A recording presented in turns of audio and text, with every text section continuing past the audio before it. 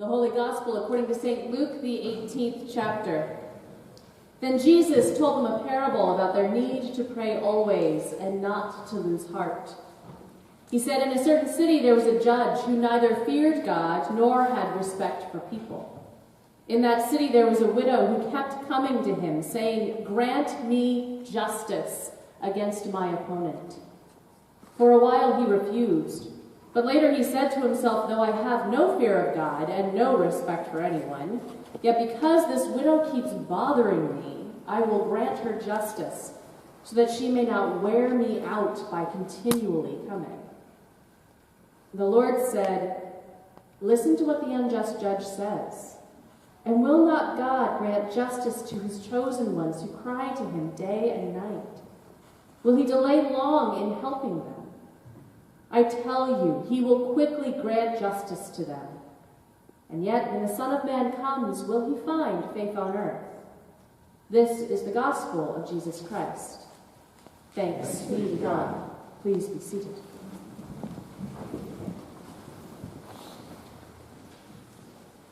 So I have two ways to try and hook you into my sermon today. I don't know which one is going to be more effective, so I'm going to see who lights up when I say each of the words. Alexander Hamilton. Roller derby bruises. I'm getting like an even 50-50 split here. All right, well, you've heard me talk a lot about roller derby bruises, but I'll just lift up then the question that would have been the hook there, and then I'm going to run over to Alexander Hamilton. All right, so roller derby bruises, the hook, the question, what are you willing to be bruised for? There's your question. There's your hook. All right, so now let's talk about Alexander Hamilton. Anyone know the musical that is absolutely going crazy? Anybody have that running through your head already? All right, yeah. If you are unfamiliar with the musical Hamilton, I highly commend it to you. It's very, very good. It's a brilliant piece of art and work. And if, like me, you historically are not a listener to hip-hop music, I recommend that you listen to it at some point in time with the lyrics in front of you. You can go onto Genius, you can just Google Genius and Hamilton, and it'll come right up. And it's a database where people write commentary, and all the lyrics are there. And you can read the nuance, and you can read the beauty of it. The work that this writer has done, that Lin-Manuel Miranda has done, it reminds me of Shakespeare, right? The timbre, the prose, the incredible work that he has done to weave things through. If you are a Shakespearean fan, I strongly commend this to you, and look at it with that eye, because it's there. As I have some Shakespeare people over here. Am I getting a nod? All right. Sort of, kind of. So, Hamilton. The thing about Alexander Hamilton, anyone know who he is in history? Who is he? $10 founding father without father. Yes. So he is on our $10 bill. He was a founding father of our country, and he, the musical, he was nonstop. This man wouldn't stop, right? He just kept pushing. And he had no father. He grew up in the Caribbean. He lived through a hurricane. And he started writing to write down what his experiences were. And the community, from the power of his writing, gathered up money and sent him to the United States at the time of the Revolution. And so this young man comes to the United States, and he is just full of fire. He's full of passion. And he meets another gentleman, another character in the play, who also is another one of our founding fathers. Who is this character, the antithesis of Alexander Hamilton in the play? Aaron Burr. All right, so you have Alexander Hamilton, and the thing that he's remembered for as our founding father is he becomes the Treasury Secretary. Right? He develops our financial system in our country. Aaron Burr, what's his final high status? He is a vice president of our country. So, Aaron Burr and Hamilton face off against one another throughout this play in various and sundry ways, throughout the musical. And as I was looking at our scriptures for today, because trust me, I'm getting there, When I was looking at our scriptures for today, a particular song and a particular face-off between these two gentlemen kept coming to me. It's not the end of the play. The end of the play, should I give a spoiler? Does anybody know how Alexander Hamilton dies? He's shot by Aaron Burr. I'm giving a spoiler. Okay? So they have a duel. They face off against one another. And Aaron Burr shoots him. Alexander Hamilton puts his gun into the air and doesn't fire at him. Right? But throughout his lifetime, Alexander has these things that he won't let go of. He holds on to these things so tight, so passionately, and he writes nonstop. He just keeps going. You can't slow him down. Much to his detriment, eventually gets him in enough hot water that Aaron Burr challenges him to the duel. Right? But between these two men, there's a refrain that echoes twice in the show. Once at the beginning when they very first meet, and then once later on when Alexander Hamilton is negotiating for his financial system. And he negotiates for the financial system behind closed doors with Madison and Jefferson. Names familiar, even for those of us who aren't great history buffs. This all happens behind closed doors, and Burr can't stand it. And at the end of the song, Hamilton, who's gotten his way, who has held on to his dream, who won't let go of this idea for a financial system that sets the United States up for incredible prosperity, he looks at Burr and he says, "What do you want, Burr? What do you want, Burr? If you stand for nothing, Burr, what'll you fall for? What do you want, Central? What do you want?" That's my question from today's scriptures. What are you willing to hold on to so tightly that you're willing to get bruised? What are you willing to pray nonstop about?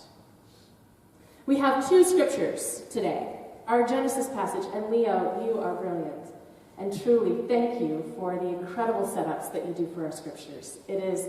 That is what decades of ministry will do, right? I think you can say thank you.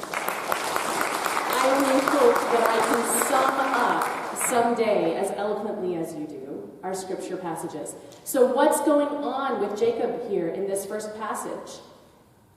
He has something that he wants to hold on to. He has something, right? He's coming up on a duel with his brother. Right? This is a moment. This is where Alexander's headed off to see Burr in the early morning dawn. Right? What is it that you want to hold on to? Alexander chooses his own integrity, and he fires his gun in the air. Right? He's going to hold on to that. What is Jacob holding on to so tightly? He holds on to the safety of his family by sending them away, and the prosperity for his family to have a future by not keeping everything with him, and he makes himself eminently vulnerable by himself on the side of the river. And all night long he wrestles. And he wrestles so hard with this angel, with this messenger, with this being from God, that it puts his hip out of place. To this day, people who follow Jewish custom won't eat the sciatic nerve of an animal because of this event. Anyone ever had sciatic pain? Mm-hmm. Anybody ever had your hip out of joint or a lower back disc bulge or anything like that? Anybody ever live with that absolutely gloriously kind companion of chronic pain? This is that moment for Jacob, right? He wrestles so hard, he holds on so hard to wanting God's blessing on his future, that he's consigned himself to a lifetime of limping and chronic pain. His hip goes out of joint, and he walks away limping. He believes so much that if he has God's blessing that he and his family will survive this oncoming confrontation with Esau, he won't let go. And he walks away limping, and he walks away bruised. So let's look then to our gospel. And who is holding on to something in this one? Who's holding on? Anyone? Making sure you're still with me. Who's holding on to something in our gospel passage? Keeps coming back over and over and over again. The woman, the widow. Grant me justice from my oppressors. Grant me justice. And she comes back over and over and over and over. Think of Hamilton negotiating for his financial plan, coming back over and over and over again until he's going to get what he wants to set his country up with a solid future. This widow is coming to this judge over and over again, grant me justice from my oppressors. Now there's a line in here that you can't see where the bruising comes into this. You don't see the physicality between the widow and the unjust judge in this because our translation doesn't give it to you, but it's there. In the verse that says, it's over there somewhere, in the verse that says this widow is going to just keep coming back to me. Right? You see that? I'm going to give her what she wants, and this widow is just going to keep on coming back to me. The literal translation there is, she's going to beat me up. She is beating me black and blue. She's going to give me a black eye if I don't give up, if I don't just get her to shut up and give her what she wants. This widow is holding on to justice as tightly as she can and is willing to bruise for it. And chances are that she would be bruised in return. But she's willing to do it for justice. And she comes back nonstop until she gets what? Justice. So as we look forward into our future, as a congregation and as a people of God, my question to you is, what are you praying for nonstop? What is the dream that you are hearing? What is the vision you hear from God that is worth holding on to so tightly that you are willing to be bruised and maybe to bruise someone else? Right? Because justice doesn't always come without some of us getting bruised. But bruises heal. Trust me. I've had some. That's the roller derby part. Okay. Bruises come and bruises go. But what we fight for, what we hold on to, as tightly as Jacob holding on to God, and as persistently as that widow, and as loud as Alexander Hamilton, is what will define us. So I want you to pray about this, nonstop. I want you to ponder and to think and to listen and to dream. I want you to do more than just allow your counsel to do it, or trust your executive team, or think that the pastor can come up with it. I want each of us to think about what is worth holding on to as a congregation and as a call from our God as we move forward. What are we willing to be bruised for? What are we willing to stand for? What are we willing to fall for? For Jesus, it was fill in the blank. Pray about it and see what you hear. Maybe it'll be the clue.